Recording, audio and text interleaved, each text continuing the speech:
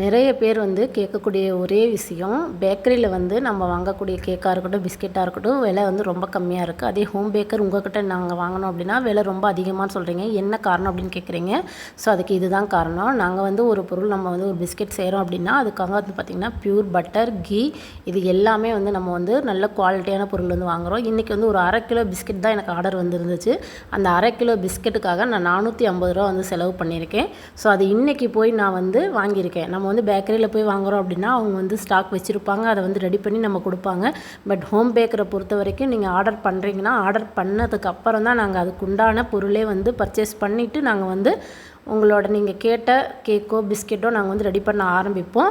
நாங்கள் டால்டாவோ ஆயிலோ எதுவுமே யூஸ் பண்ணுறது கிடையாது. இந்த 1/2 கிலோ பிஸ்கெட்டுக்கு வந்து பார்த்திங்கன்னா நான் 150 கிராம் பட்டர் யூஸ் பண்ணியிருக்கேன், 100 கிராம் நெய் யூஸ் பண்ணியிருக்கேன்.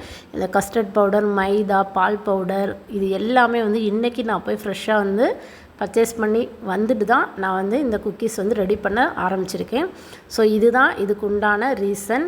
இனிமேல் வந்து பேக்கரியில் வந்து விலை கம்மியாக இருக்குது, ஹோம் பேக்கர்கிட்ட வந்து விலை அதிகமாக இருக்குன்னு தயவு செஞ்சு யாரும் கேட்காதீங்க. நாங்கள் வந்து இதுக்காக வந்து ரொம்ப லாபம்லாம் வைக்கவே இல்லை. நம்ம வந்து நான் வாங்கக்கூடிய அந்த பொருள் வந்து பார்த்திங்கன்னா விலை வந்து ரொம்ப அதிகம், ஆனால் விற்கக்கூடிய அந்த திங்ஸ் வந்து ரொம்ப கம்மியாக தான் கொடுத்துட்ருக்கோம். கண்டிப்பாக உங்களுக்கு புரியும்னு நினைக்கிறேன்.